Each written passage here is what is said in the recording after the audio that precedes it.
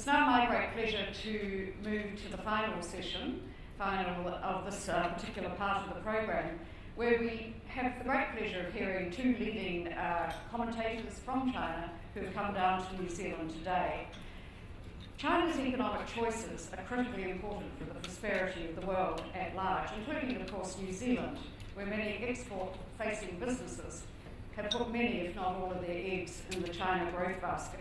Our two commentators will explore the new era in China and also look at what the portents is from the various global and economic indicators that are happening there. Our first speaker is Raymond Yeung, who is Chief Economist, Greater China with ANZ Banking Group. Raymond has spoken at this conference before. He's a very thorough speaker and a very sharp and incisive analyst on the Chinese economy. Welcome, Raymond. Thanks very much, Fran. It's actually my honor and my pleasure to be here today, and I thank Auckland Business Chamber and also New Zealand Corporation organized this event. I think it's a great event, and also I was been enlightened by the speaker this morning in the first session. That very happy to see that lots of speakers that we've gone through this morning illustrate a commonality between the two countries. That both countries, both China and New Zealand, are very proactive in bilateral trade and anti-protectionism. I think this is a common theme that I've learned this morning. It's a great honor for me to get that. Thanks very much. As usual, I have, if I want to spread the slide, and I'll just go to the next slide. I don't have that pointer, because I do have it. As usual, I'm an economist, so what I need to do is to prepare 1,000 charts for me to present. So it's a very intensive and demanding 15 minutes upcoming that lots of the talks this morning is translating into charts. I think the title of one of my publications last month about the trade situation in the world, I had the title called Justice League or Infinity War. You know, whether you want to belong or to join the multilateral trade and for the open trade regime, or you want to embark on Infinity War, this is our choice. You know, all the countries need to make that choice. Now, of course, that we don't want to see that any country to collect all the Infinity Stones into the wipe out half of the population of the world. But what we want is that through this international trade and bilateral trade, all countries will benefit from it. I think this is the utmost spirit, the core values of international trade. So upholding a free trade regime, promoting international trade under a very mutually respectful relationship, bilateral relationship between New Zealand and China is very important. And also, this is the slides and the materials that I prepare basically reflect what has been happening in the past few years. And there's a term called new era. New era is a favorite term, I think, from this year onward, because China itself has been going through a structural transformation under the new era of the regime that China is transforming its own economy with lots of reforms going on, and reforms for the very first time is now included in the Chinese constitution. In the past, it's all about revolution and construction, but after the constitutional amendment that has been passed in the Congress, National People Congress in March, reform is now part of the national constitution. So we can expect a lot more reform to be coming. It's not just in the past few years, it's the supply side structural reform is just a start, but over the next 2 decades, I expect that China will continue to be driven by a lot of reform. Slide. How I do it. Next slide, please. I can change it. Yep. Good. But this is the other side.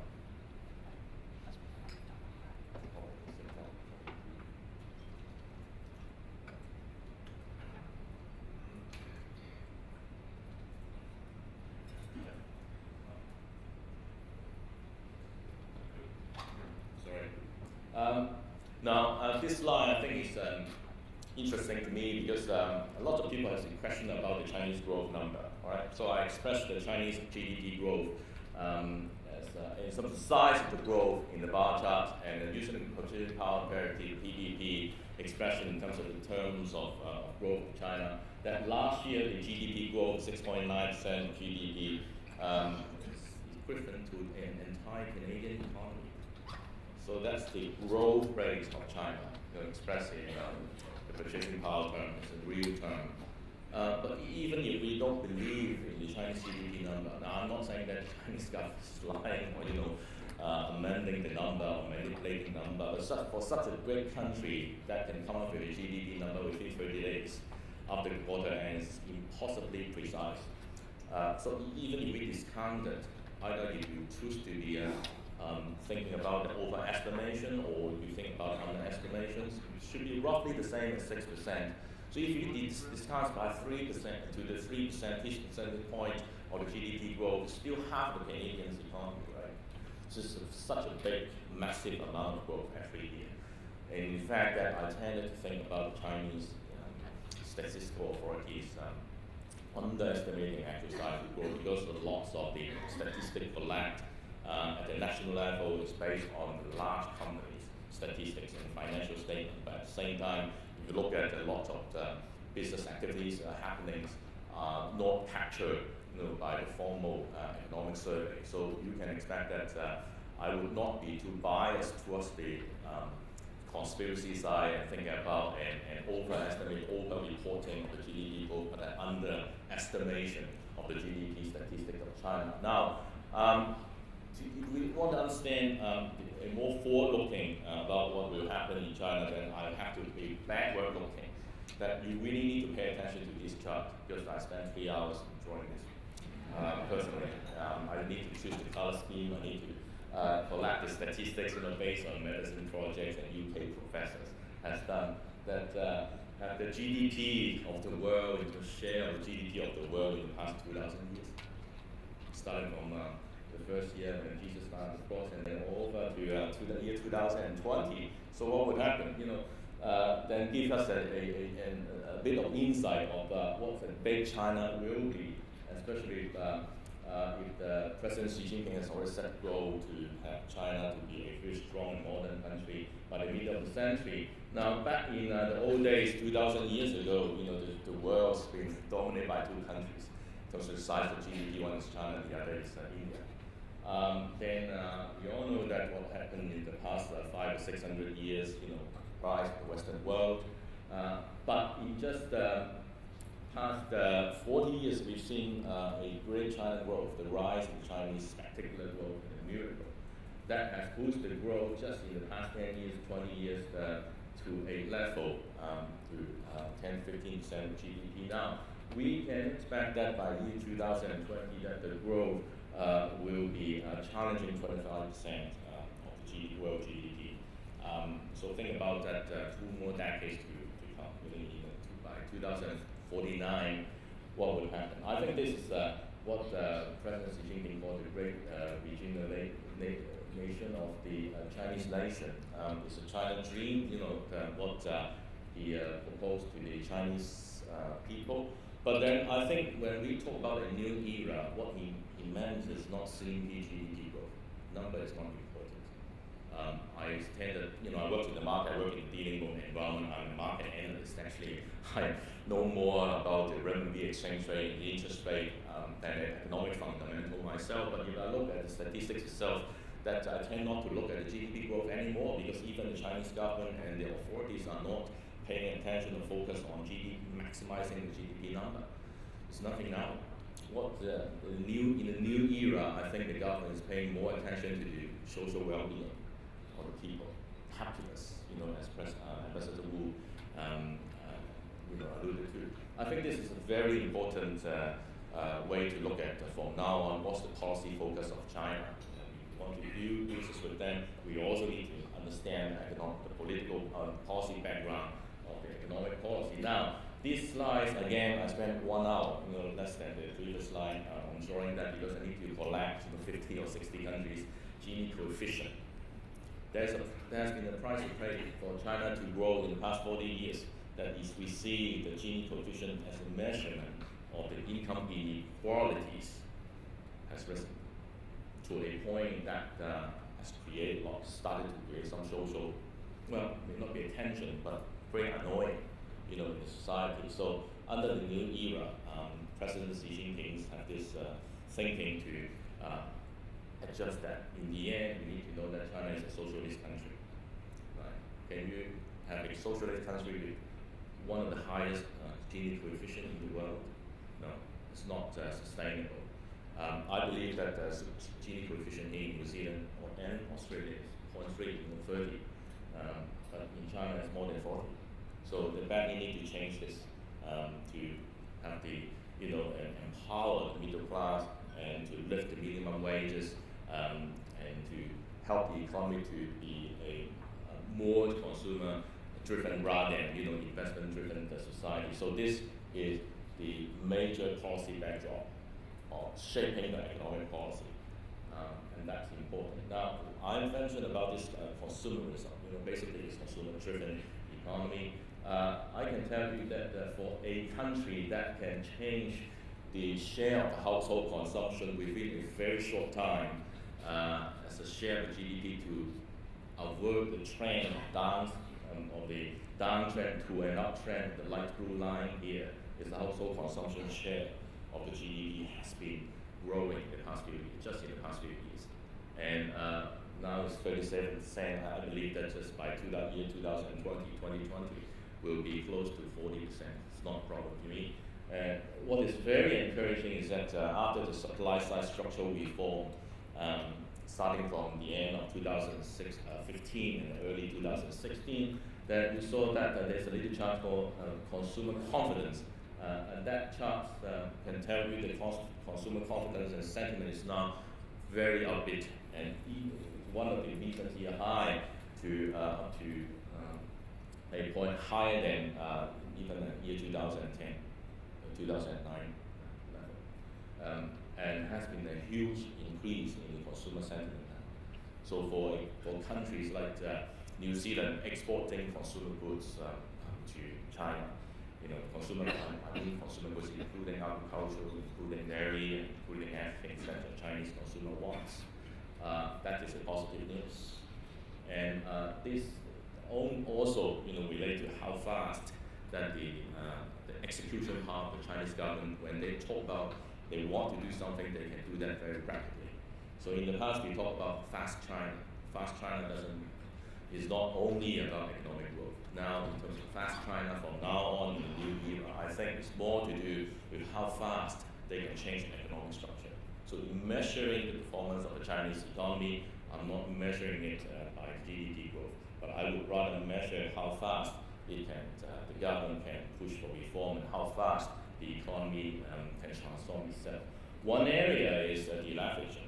Just 2 years ago, people were still very worried about the hard landing scenario with the strong credit growth and debt growth out of control, and IMF and rating agency, keep warning the world that China is about to collapse because of a very high debt to GDP ratio, 260% to GDP. But if you look at the very high frequency statistics, because I work in the market, I have a Bloomberg machine in front of me. So I have the privilege to look at the high frequency data and M2 growth every month. Then look at that M2 as a money supply growth is down to 8% now. And when lots of international agencies are still calling China's debt problem is a problem, yes, indeed it's a problem. But compared to 2 years ago, the problem has been relieved a lot. Look at the right-hand side of this chart. This slide is a chart of the debt to GDP ratio, but I measured that in terms of the change. Started from 1.5 years ago when the what we call a name authority wrote an article in People's Daily. We saw that the article warned that China cannot have excessive supply of money and credit. Since then, the PBOC, the central bank, stopped cutting reserve requirement ratio. The monetary policy has changed. The growth rate of the debt to GDP has dropped. Look at the change that is declining. So I'm expecting that the debt to GDP ratio will reach the peak very soon. In fact, this year could be 2018 could be the year of the highest debt to GDP ratio. And actually, in terms of the leverage of the debt, we cannot simply look at the debt to GDP because it's a very popular measure. But economists usually may not have a very good financial training. Don't look at the financial leverage, but just use the GDP as the denominator, which is wrong. If I really want to measure leverage, I would like to use equity versus debt, right? It's a debt ratio, but economists has no choice. Then use the GDP as the wrong measure. So it's not really a proper measure to measure the leverage, of the debt in China. If you look at the household debt, leverage is not very high. The gross level of household debt may be high, but Chinese people need to come up at least 30% or maybe 40%, even 50% to have a down payment as a loan to value ratio in the mortgage, right? So in terms of the actual leverage, is not comparable with at least compared with the subprime condition in the US 10 years ago. So that's not a proper measure. Another reform that we see is that China is not trying to crack the property sector, but to slow down property price. So this chart shows the property price as a measure of the business cycles. I'm expecting a slowdown in the second half of the year because of the tightening of the property sector. It's a demand side control rather than people losing confidence of the property sector. That is very important. I think the key to think about the Chinese properties is that this is a policy-driven slowdown rather than an change in economic fundamentals that leads to a slowdown of the property cycle. But in the second half of the year, I think the key risk is that we may see some small and medium-sized property developers may have some liquidity problem. That is a risk. It is not a systemic risk. It is a sectoral risk. And this is a risk that any downturn of the cycle will see. Right? So I think this is pretty natural to see that a change in the cycle. Now, I think today's topic is less on the macro side, but more on the trade side. And this trade side is the trade goods and GDP ratio of China has actually fallen. China remains a very highly depends on trade, but compared with a couple of years ago, back in 2005, even 10 years ago, trade to GDP was very high at that time. It's now a lot less than before because the growth of the domestic economy, the size of the domestic driven economy has been rising. It's the main driver of the GDP is more domestic than external. Doesn't mean that China is against trade. Doesn't mean that China does not want a free trade regime or globalization. It means that any external shock to the economy, compared to 10 years ago, China is more able to withstand any external shock, even if trade wars in hand. So trade war, whether that would result in the collapse of the Chinese economy 15 years ago, maybe, now very unlikely. So this is a good thing to evaluate the scenario that you are doing business with China. You are doing business with a country which is more resilient to the external shock than other emerging markets. Well, whether we can still call China an emerging market anymore, it is a question in my recently. Especially now we know the situation in Argentina, compared to the situation in China. Both are classified as emerging markets. Global stock market index and global bond market index, but you can tell the difference between different emerging markets in terms of the meaning of this. Consumption may end the high current account surplus, trade surplus of China has been falling. That's been a natural development and consequence with the fall in saving rate. On the y-axis is saving rate. It's been very high in China, still very high, but it's been falling compared to 2007. And that's why I have this 2007 to 2017 path for you, but the rest are different countries' situation in 2007. Okay, I spent half an hour on this chart, so it's much easier for me to do this one. Now look at this.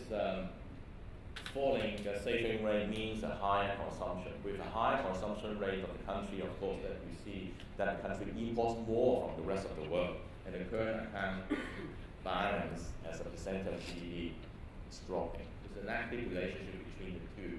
Now there's a path for China to choose whether they want to become the US in 10 years' time, or the UK in 10 years' time, or they want to become another Japan and Germany as a very strong, advanced manufacturing country, still a manufacturing country, well factories, but it's not on toys, garment, and furniture anymore, but more on more advanced products. I would believe that this will be the case of the current account surplus will continue to drop to maybe a break even, or to some extent, maybe 1 or 2 years we may see an active current account balance because of the trade services as well. This is different from trade balance because this also includes services trade, and China is running negative service trade balance. So we may see that, but this is very natural that when we see a rise of the consumption in China, we see a drop in the current account balance. Not a worry at all.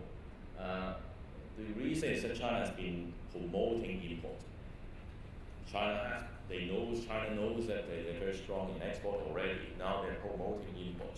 And one news, came from Boao Forum last month that you see that China at the end of the year, I think in November, they're going to hold an import-export in Shanghai. As Mark the day, buy a ticket. I think it will be very easy. You need to book your hotel very soon because a lot of people will be gathering there in November for that exports. That's very important. And it's the very first time that China is holding, I believe also in the world, the first exports to talk about import. Usually in exports, you want to export, right?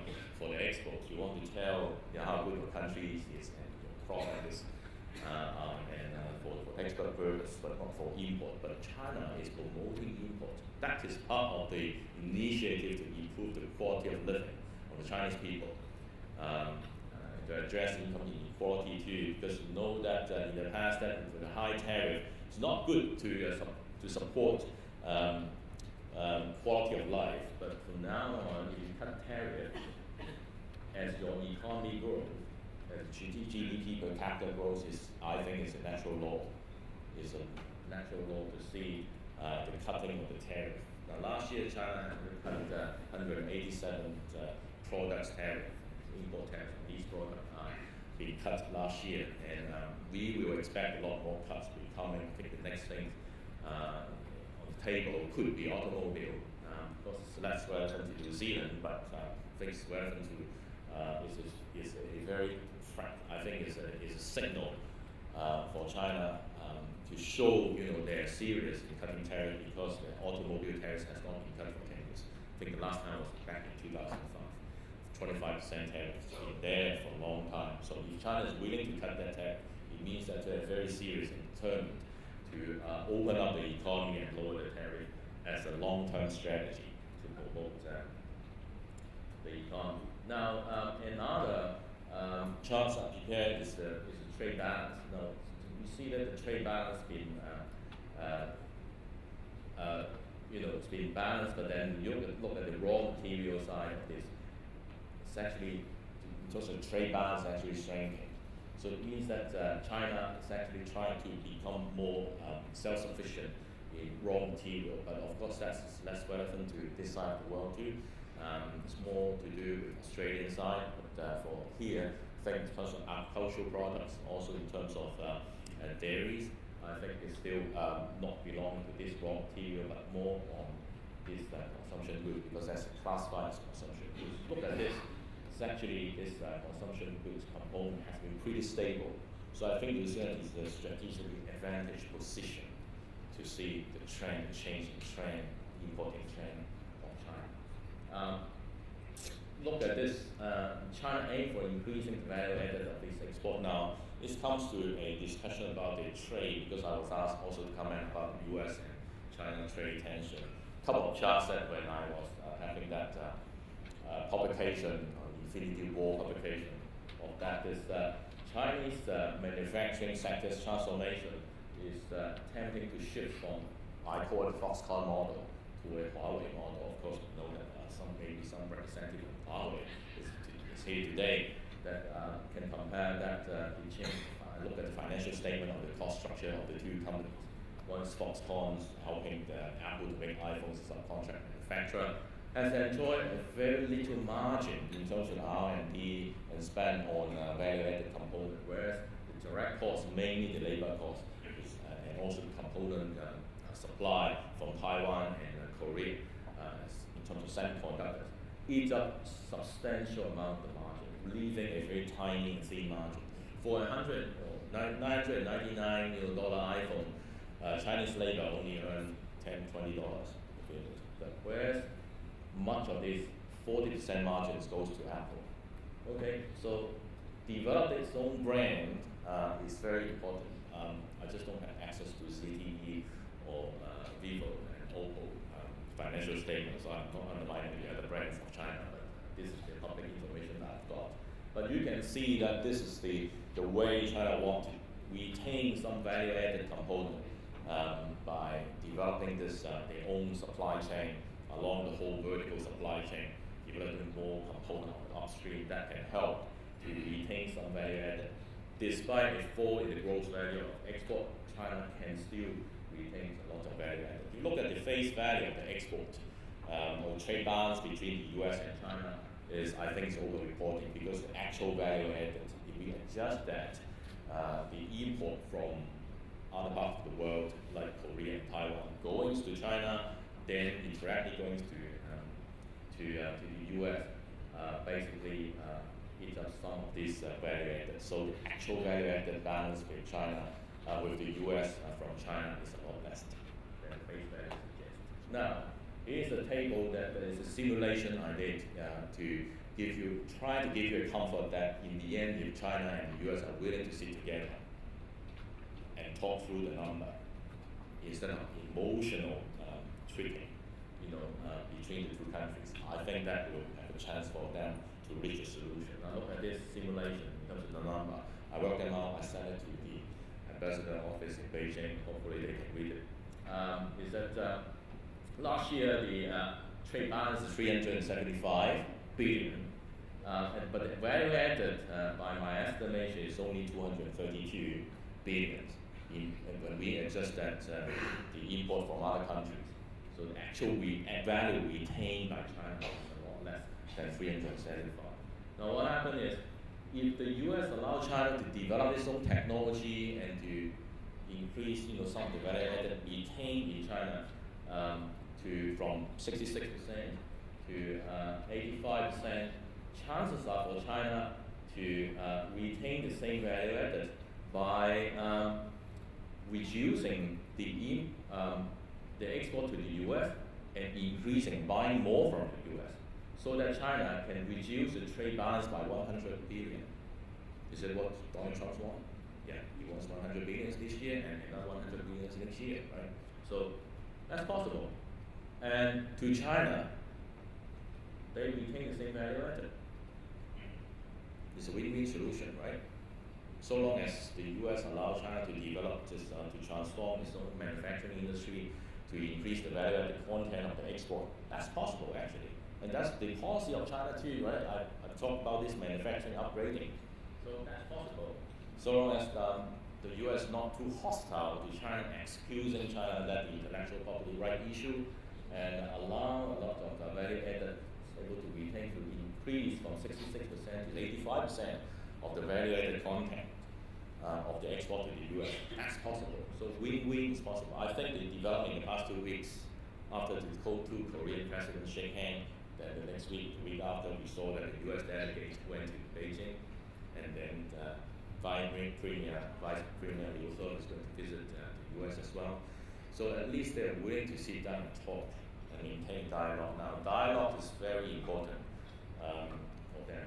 So I think that's possible. Now, another thing related to the New Zealand economy, I'm not going to go through this chart in detail. I'm just telling us, telling all of us that China is still a high saving country, despite the saving rate has been coming down a bit, but 5.4 trillion a year, still domestic saving, using the GDP number, you can get that. It means that lots of saving are still looking for investment, either domestically going to the property market or they go offshore. In the past, we focused on this statistic called outward direct investment, ODI statistic in China. Last year was the first time we saw a drop of the ODI by 29%. That's not because they don't have money. That's not because that the investment appetite has changed and all of a sudden slow. It's because of the policy tightening. It's a disciplinary measure to ask the Chinese investors, domestic enterprise, not to be too proactive and has to be disciplined. When they go offshore, buying a soccer team in the UK, English Premier League, is not going to help the One Belt Front Row. So buying an entire hotel in New York is also not consistent with the national policy. So there was actually a document issued by NDRC last July to state opinions about what industry are not the favorable industries that the authority wants you to invest. But if some of these investment targets are consistent with or strategically important to China, I don't see any reason that China is not interested.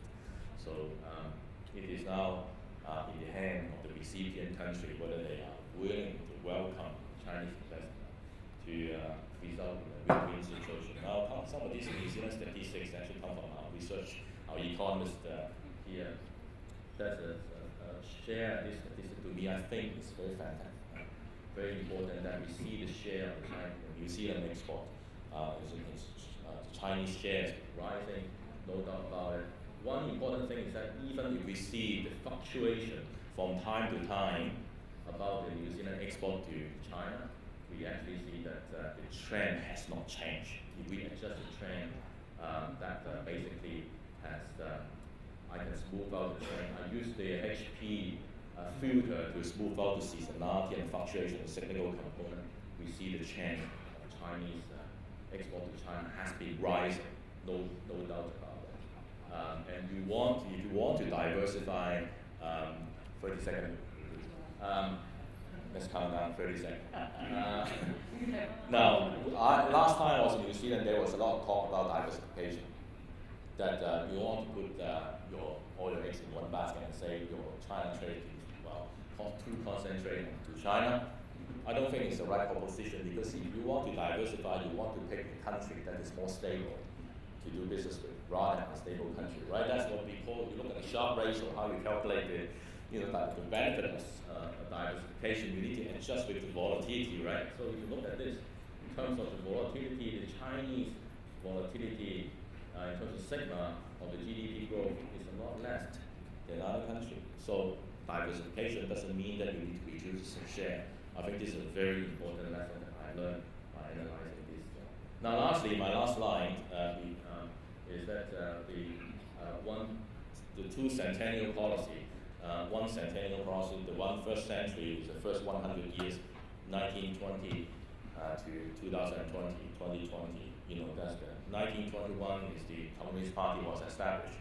That's the goal will be achieved in 2 years. The other is the middle of this century, with the inauguration of the PRC in 1949, that by the middle of this century, China will be a strong and advanced country. Now this is the GDP growth of Shenzhen, and that's Hong Kong, right? An advanced economy versus Shenzhen GDP.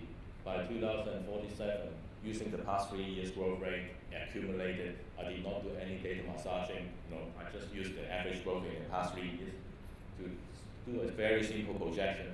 By year 2047, Shenzhen GDP will be higher than Hong Kong. We have friends from Shenzhen, so you see that by then, Shenzhen is a lot richer than Hong Kong by year 2047. And that's basically the end of the basic law between Hong Kong and the mainland Chinese government is 50 years.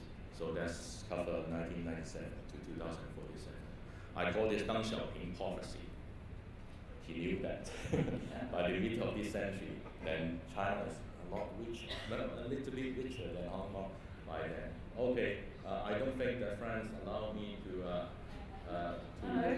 finish my disclaimer, but I have to finish, I think. Thank you very much. Thank you so much. We have to press for time for discussion in this panel, but I think we're having such rich conversation from our speakers that I'm sure we can excuse that and take that over morning tea. And we may go into morning tea for 5-10 minutes. It's now my great pleasure to introduce Rowan Callick, a journalist, commentator, and author. Rowan has had a long and illustrious career, mainly in Australian journalism in recent years. More recently, he has come back from being the Beijing-based correspondent for the Australian, his second stint there. But as you can see from his bio, it's a very layered contribution, everything from think tanks to writing very well-received books. Over to you, Rowan, on China's new era, how Xi Jinping is relentlessly changing China and the world. Thanks very much, Fran, and thanks to the New Zealand China Council for inviting me to present here this morning. I preface my remarks by two generalisations. First of all, China, its history, culture and people, is not identical with the party state, about which I shall primarily talk. And second, we all need to be clear-headed about institutional difference and realistic about the likelihood of some kind of geopolitical convergence, but at the same time committed to, as the Prime Minister said this morning, quite rightly, respectful, patient and mutual engagement. Now, we've all watched agog these last 18 months, the shaking up of America. But closer to us, a far more significant, radical and enduring transformation has been underway. The nature and scale of Xi Jinping's ambition, the extent of his success in implementing it at home and increasingly internationally, are breathtaking. China has in recent months written into both its Communist Party and national constitutions Xi Jinping's thought on socialism with Chinese characteristics for a new era. How this plays out for your career, your company, and your country is of central importance. How to parse this Xi thought. His 3-hour speech at last October's 5-yearly party conference, and I sat through the whole thing watching him deliver it, provides the key text. Here it is, and anyone who wants a quick look or photocopy can have it from me afterwards. Those who seek to engage with China today need to read it seriously if they are to be taken seriously. When Xi emerged as General Secretary in 2012, he was viewed as a consensus kind of guy, like his immediate predecessors. This proved wrong. Instead, Xi has marginalised all individual rivals, rival families, power blocs and factions. He's now called by state media helmsman of the nation. Songs praising him are being performed with, of course, accompanying choreography. The new ubiquitous documentary feature film, Amazing China, which I saw last month in Beijing, is chiefly about amazing Xi. Politics professor at Oxford, Stein Ringen, wrote recently that under Xi's leadership, the People's Republic is coming into its own. Xi is promoting its model in the world as superior in delivery and problem solving to what is seen as dithering democracy. He believes in the mission of Chinese greatness in the world. The world looks to China and sees an economic giant, but the China they ought to see is a political giant. Xi's political project is audacious, close quotes. Ringen calls Xi's rule a controlocracy. So most people go about their daily lives as they please, provided they're able to accommodate to limitations on liberty. There is no single institution in today's China which is not led by the party. China today is, of course, no longer the poor, cloistered society of the 70s, nor is it the country it was pre-Xi. Xi's China is supremely purposeful. In this new era, Xi wants China's economic heft to be reflected in international influence and respect, and in a capacity to transform global institutions to better suit its own ambitions. Its population is travelling, studying, and investing globally. She is assuring that population that Beijing will promote and protect them and their interests in full. And this new era and its socialism are remarkably predictable, which is of great value for those doing business with it, as long as one is attentive both to rhetoric and to actions. A crucial element of paying such attention, I believe, is to deploy senior staff on the ground in China, and especially to invest there, even in a modest way. E-commerce provides a fantastic opportunity, but I would have to say for Australian companies, too often today it merely replicates the old formula of shoving products on a ship and dispatching them to an unprepared market. The new era, China, is economically robust and increasingly sophisticated. I don't believe we're going to see any sudden shifts, fiscally or monetarily. A leading economic analyst of China, Arthur Kroeber, says, in something of contrast to what Raymond was saying, that China has entered a post-economic reform era. Time will tell. Kroeber also stresses that the management of China's economy is entirely subordinate to politics in this new era.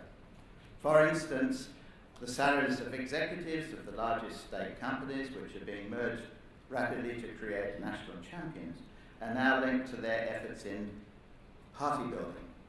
Liu He, China's new Vice Premier for Economic Policy, said recently that strengthening the party's overall leadership is the core issue.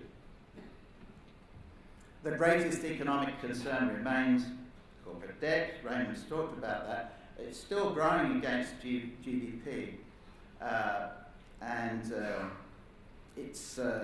while that GDP growth itself is being sustained to an extent by stimulus above 6.5% in order to reach Xi's 10-year target of doubling the economy in the decade to 2020.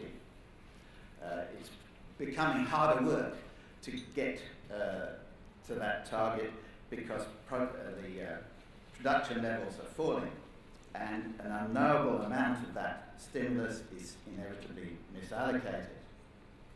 The government is insisting that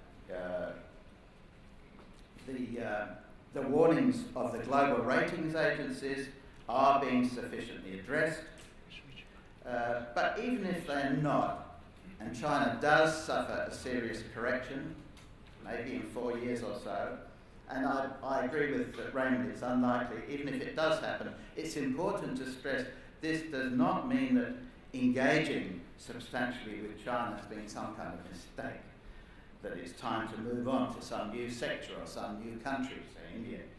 No one said abandon America because of the GFC a decade ago. China is in the same position. Its economy is massive, will remain massive. It is simply essential. One of the Chinese characteristics of Xi's socialism is that he's not as wedded as old-school communists to ownership of the means of production. What matters more is loyalty to the party. Thus, almost all private companies in China, locally or foreign-owned, now contain party branches which expect to be consulted on strategic business decisions. The leaders of even the biggest private corporations must behave appropriately. Last Friday, the chairman of Anbang Insurance, a huge company, Wu Xiaohui, was jailed for 18 years for fraud. The core of China's upstream economy will, I believe, remain in state hands.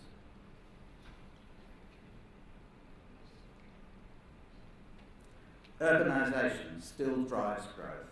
but in a new way. Under changed land lease laws, farms are being consolidated, pushing more farmers into cities while making agriculture more efficient. One can already see signs when travelling by high-speed rail of a changing landscape in China. Xi seeks to direct exiting farmers towards China's second-tier and third-tier cities. He's personally supervising the creation of a new, massive, clean, green, high-tech city in Chong'an, southwest of Beijing. He wants to restrain the growth of the biggest municipalities, shaking out from them hundreds of thousands, maybe millions, of diduan, lower-class people, who lack permanent registration documents for those cities. Large numbers were driven out from Beijing last December. She is taking strong steps to reverse China's massive degradation of air, soil and waterways. Beijing's clearer air last winter won him much applause. China's new era will remain globally economically engaged. We've heard about the great Import Expo in Shanghai, and the Made in China 2025 project is at the same time developing domestic capacity in all key tech sectors, while Xi has vowed that foreign investors will no longer be required to share their IP. Xi's new era is one of centralisation of decision-making, restructured around party commissions, such as on security and on the internet, 6 of which Xi personally chairs. There is no separation of powers in China. Xi has just dragged a lot of important areas from government to direct party control. He's installing a National Supervisory Commission to extend to every government official the purge within the party of rivals and of disloyalty under the formal goal of anti-corruption that has delivered him even greater authority than Mao Zedong. As an unintended consequence, though, this campaign has broken up many networks of trust that had driven business activities for decades. Xi is utterly sincere. He's not a pragmatist or a realist. He has a relentless work ethic and has taken over day-to-day direction of every important policy area. He's identified as China's three tough battles: preventing financial risks, reducing poverty and inequality, as we've heard, and tackling pollution. He's helped transform the internet in the name of cyber sovereignty into a tool of control. In the real world, each 200 Chinese households are to be monitored closely by a security manager via the grid management system. And this is being paralleled in the virtual world by the new social credit system, whereby people who might jaywalk, smoke on trains, sign petitions, and so on, will be tagged by CCTV, by great facial recognition software, and may be banned from travelling, forbidden state jobs, denied promotion and so on, while those who act worthily will gain advantage green channel access. Xi's personal distance from the private sector, in contrast with Deng, who rather loved tycoons, has 3 clear exceptions. Robin Li, Jack Ma and Pony Ma, the founders of BAT, Baidu, Alibaba and Tencent, China's 3 online giants, which have helped China's shift towards consumption-led growth by taking over retail payment systems from the big state-owned banks. Most people in China now pay for everything by swiping a QR code with their mobiles. China's intellectual direction is clearly determined in this new era. Many universities have recently opened Xi Jinping Thoughts Centres. China led the global celebrations of the bicentenary of Karl Marx's birth 10 days ago. Speaking in the Great Hall of the People, Xi described Marx as the greatest thinker in human history and vowed that Marxism, in which he has a doctorate, would always be the guiding theory of China and the Communist Party, a powerful ideological weapon to change the world, he said. He has placed the state administration of religion directly under the party's United Front Work Department, which is also responsible for ensuring the loyalty to Beijing of overseas Chinese.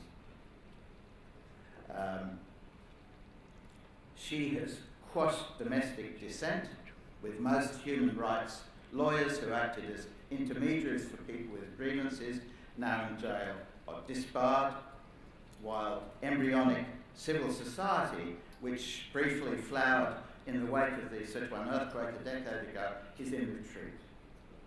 A further former source of vulnerability for the party, the middle class, has instead become especially loyal, as it's received crucial economic rewards, including through access to state assets. But as prosperity becomes more routine within China, she is needed to identify a fresh channel of legitimacy for party rule: China's international prestige, which can be audited readily by the hundreds of millions of Chinese who travel internationally. This is being hinged off the economic interdependence through which China has become the #1 partner in trading goods of most of the world, including, of course, New Zealand. Last year, indicating changed confidence about going out and also the anxieties in China to some extent, a patriotic Chinese Rambo-style movie, Wolf Warrior 2, smashed box office records. The film's slogan is, "Whoever offends China will be punished, no matter how far they are." China has modernised the People's Liberation Army, restructuring its command to reflect capabilities, not geographical areas, cutting its size by 300,000 to 2 million, while it establishes overseas bases and patrols distant oceans, as China's dependency on Middle East oil grows. China's fleet is now bigger than America's in sheer numbers, and under Xi's chairman responsibility system, he has the power of a true commander-in-chief.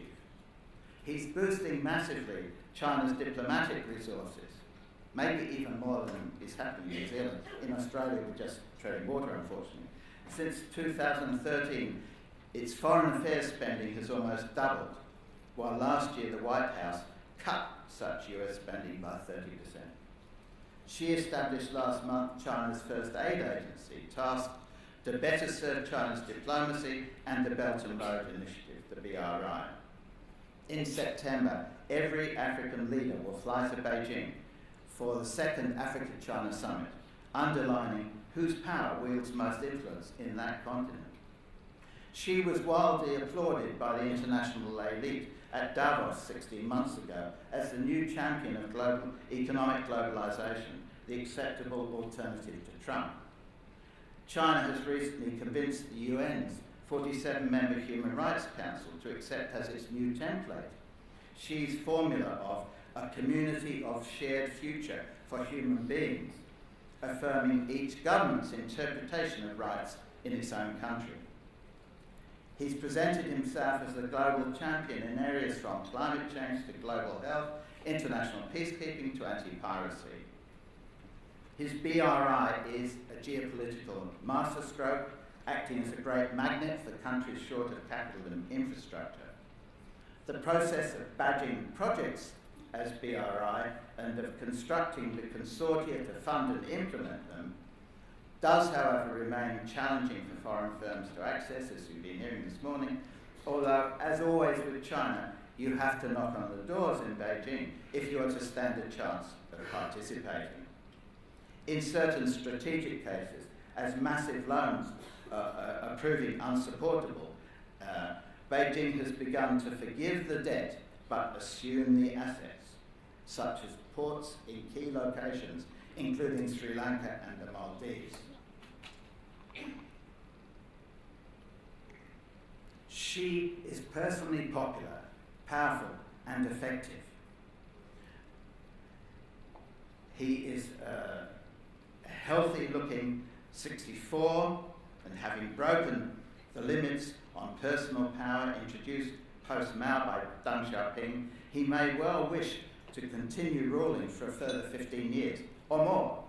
Look at Mahathir, 92, and just inducted as the new Prime Minister of Malaysia.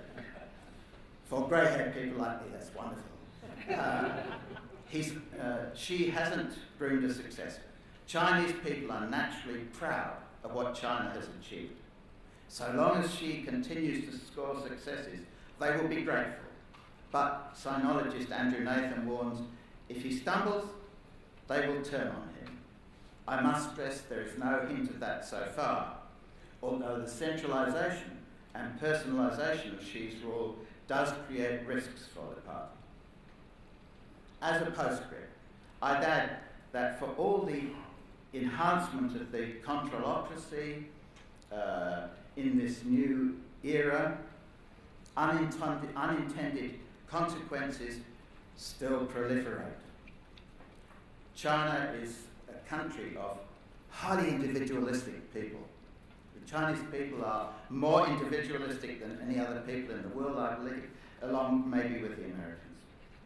Thus, the Belt and Road Initiative is also becoming, unintended, a Silk Road along which Chinese churches are sending Christian missionaries to evangelize Central Asia, the Middle East and Africa. Our world is changing in extraordinary ways. Pay close attention in particular to China's new Xi era. Thank you.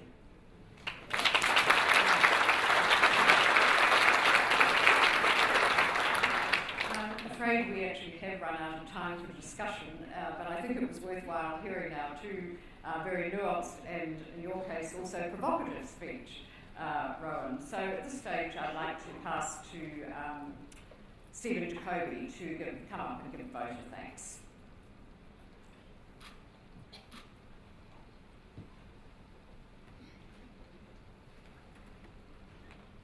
Thank you very much, Fran, and good morning, everyone. And on your behalf, I want to extend our thanks to Rowan Callick and Raymond Yeung for sharing their perspectives with us today.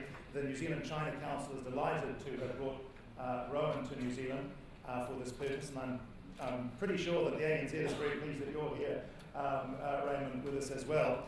I'm sorry we didn't have more chance for some discussion, but hopefully you can connect with our speakers in the break. But ladies and gentlemen, here's the thing. If we are going to continue to build this relationship with China, to maintain the momentum, and to actually pick up the tempo, as the Prime Minister said to us this morning, then it is critically important that we do so with our eyes wide open. And I think that's been the real advantage of the perspectives that we've heard this morning. One, an economic perspective, a realistic economic assessment. The other one, a political one. An assessment of the leadership in China and the direction that it is heading. If we maintain this, if we can keep our eyes open, and if we can take on board the things that are being talked to us or told to us about developments in China, I'm sure we can continue to realise the benefits of this relationship, and these perspectives have been extremely important. Thank you very much, Fran, and thank you, everyone.